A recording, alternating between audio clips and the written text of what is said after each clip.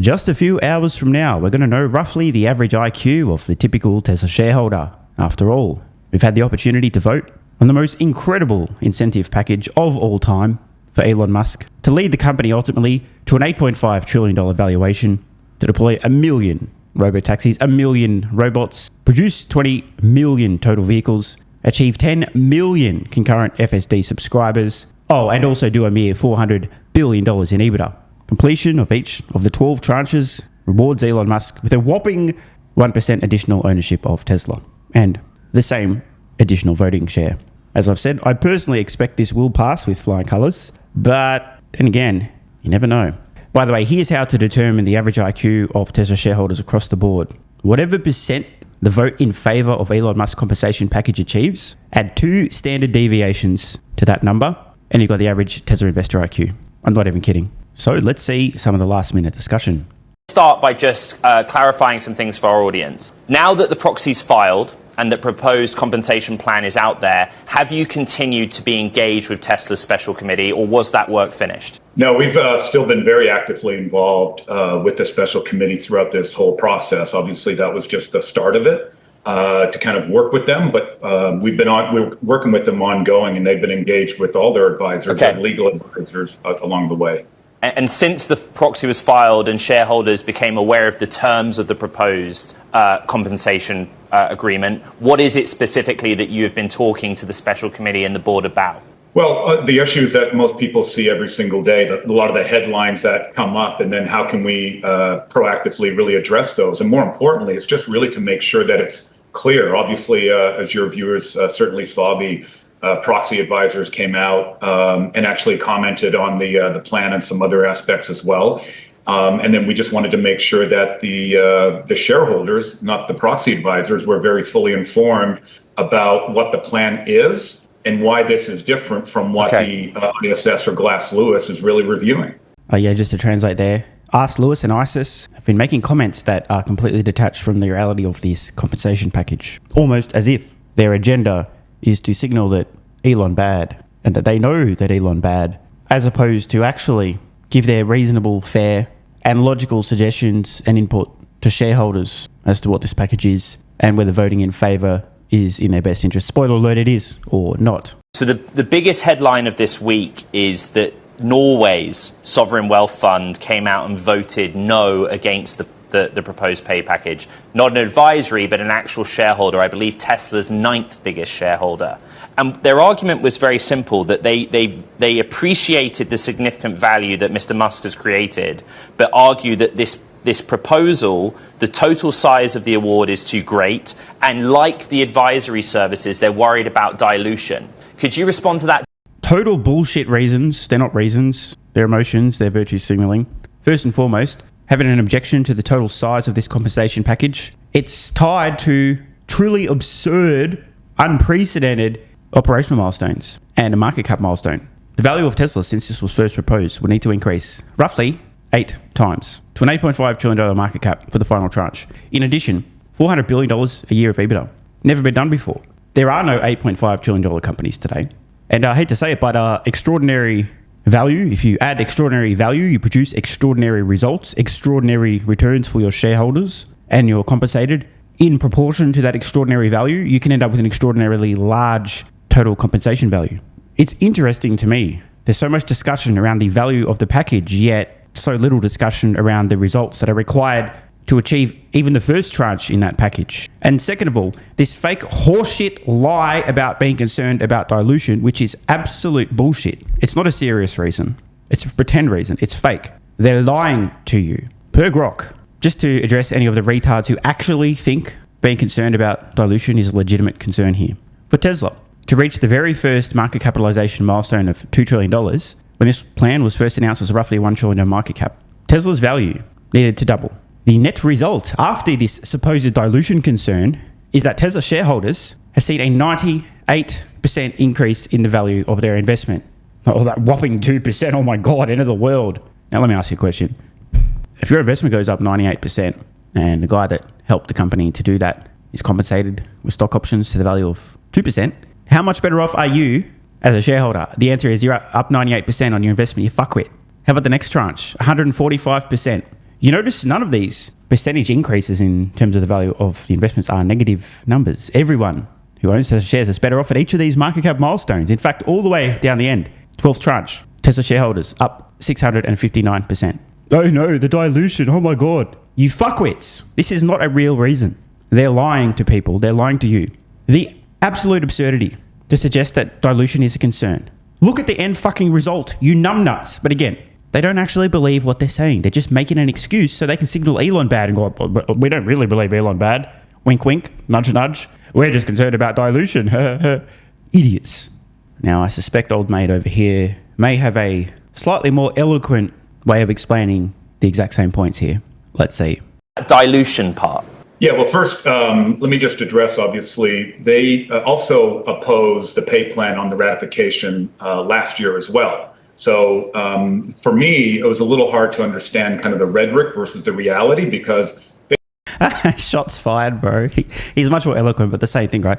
A little hard for me to understand the rhetoric, e.g. the bullshit, versus the reality, which is completely in contrast. Opposition to the lies they're spewing.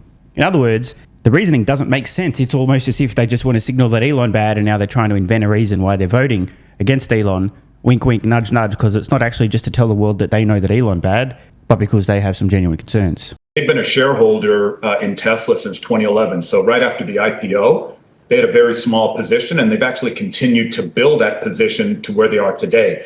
So although they may have some concerns, they've enjoyed the benefit of nearly a 40,000% increase in their share value during that particular time and constantly adding to their position. So they're obviously willing to enjoy the benefits of that. With respect to the dilution, it's been very clear about what the plan was. And I know we talked about this last time, Ed, which was when the special committee, Robin Denholm and Kathleen Wilson-Thompson sat down with Elon to understand not only his vision for Master Plan 4, but obviously what he wanted to accomplish. And Elon has been very clear about this, and obviously the chair as well, which is he wanted to make sure he has enough voting influence, and that number was around 25%, yes, that would matter for him.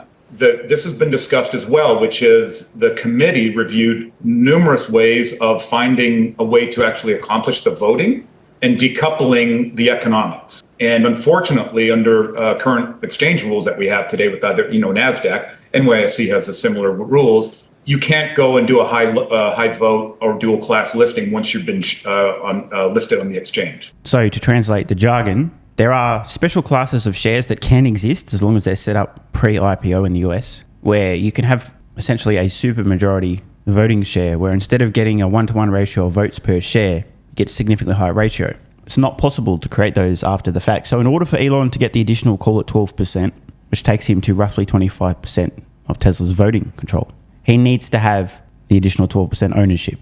You can't just give him magical shares that don't entitle him to any more ownership but additional voting rights. It doesn't work that way. In other words, this was the only way to get Elon that extra 12%. And it's not guaranteed. He's got to accomplish extraordinary things. Each tranche grants 1% additional ownership/voting control for Tesla. Shane, we've also spoken to Tesla's board chair, Robin Denholm, subsequently since you're on the program, right? And there is an acknowledgement that there is a very real risk that if this is a no vote in the end, Elon Musk either leaves Tesla or he pares back his activities in a different role or he focuses more attention elsewhere. You are privy to these conversations. You've just told us that. What is the plan B? What is the, I guess... Ed's so funny. He's been fishing for this headline for a few weeks now. Yeah, I don't know how the guys are going to respond, but my suspicion is he's essentially going to say, well, we've got to make sure that Elon sticks around. Ed, no headline for you. Mitigation of key man risk in the event that you don't secure the votes. Yeah, and I know Robin has addressed this specifically with both you and Caroline as well. Quite frankly, and this is really what I classify really as a kind of a Super Bowl performance that we're doing right now. We're focused on winning the game and not looking at what happens if we lose. I actually do believe that the shareholders are going to come out in a very strong way tomorrow and really support not only the plan, but the directors who are obviously up for nomination and all the proposals that are put forth. And I think a lot of that is already out there. So I don't think there's really a need to focus on plan B. This is too good, bro. I told you, Ed, you're not getting your fucking headline, man. Pack up the fishing rods and go home. It ain't going to happen. Yeah. I can assure you that they're a very diligent board. They thought through these things, but I think everyone's very focused on winning. We continue to get the same question for you and for the board, which is, this is the first vote under Texas law. What do shareholders need to know that's different under Texas law from what they voted previously under Delaware law? Yeah, I would say the biggest one it comes up is that insiders, particularly in a transaction like this, are allowed to vote their shares in this particular election. So, Elon's shares will definitely be counted and included in part of this process, whereas previously, as it was discussed within Delaware, it's not. I'd say that's really the fundamental big change. Now, this is the biggest change, and it's also extremely reasonable. Just think about it for a moment. If you own shares of a company, even if it's a single share, you're a part owner. You own a stake in the business. So should you not be entitled to vote on all matters pertaining to the business that are put to shareholders, including yourself if you are a shareholder, regardless of whether you work at the company, whether you founded the company, whether you simply like the company and decided to invest in the stock? I mean, on reflection, this is an extremely reasonable thing. I actually find it kind of perplexing that Delaware would prevent shareholders who happen to also be inside the company from voting on such matters. After all, if they're working at the company, they got a stake in the company's success and future. It's kind of unreasonable to prevent them from voting on important matters that are put to shareholders, right? But quite frankly, if everyone recalls, the previous plan, the 2018 plan, both originally in 2018, but also in the ratification in 2024, it had over 70+% shareholder approval, which did not include Elon's in that particular time. So I do think we're going to have a lot more of a support here than some of the headlines are reacting to right now. But that is really one of the bigger changes here for Texas. And it is hard to argue with this reasoning. I think both votes originally were close to the 75% approval mark, and that's without Musk and other insiders being able to vote. The only counterpoint to this is the Elon bad narrative has gone to a whole other level since he helped Orange Man bad with his presidential campaign, then helped with the Department of Government Efficiency, and as X has continued to massively disrupt legacy media. So as a final reminder, to calculate the average IQ of a Tesla investor, take the total percent of yes votes for Elon's 2025 CEO Performance Award, and then add 2 standard deviations. The result will be the average IQ of a Tesla investor. Want more content? Early access? Bunch of perks? Click the links in the pinned comment. AG1 has been part of my daily health protocol for almost half a decade. It's packed full of vitamins and minerals and helps me fill in nutritional gaps while supporting energy, digestion, and immune function. It also has prebiotics and probiotics to promote gut health. I take my health very seriously, and so should you. Try AG1 today by visiting drinkag1.com/SMR or click the link in the pinned comment and enjoy a free welcome kit with vitamin D3 plus K2 and AG1 travel packs. That's drinkag1.com/SMR.